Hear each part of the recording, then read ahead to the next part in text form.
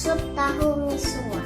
Bahan-bahannya bawang putih, bubuk kaldu, tahu, dan misua. Masaknya, kita nyalakan kompor dulu ya. Tunggu air sampai mendidih. Kemudian masukkan bawang putih.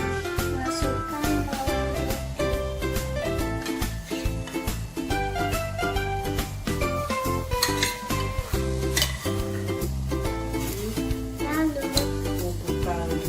bubuk kaldu.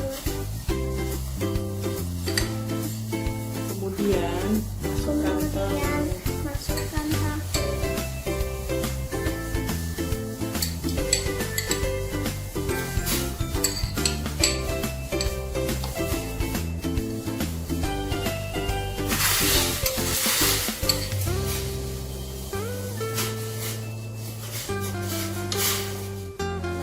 kita masukkan misuannya.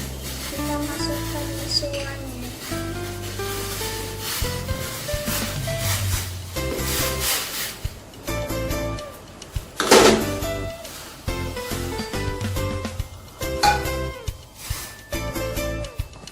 Nah, sudah jadi deh, sudah matang.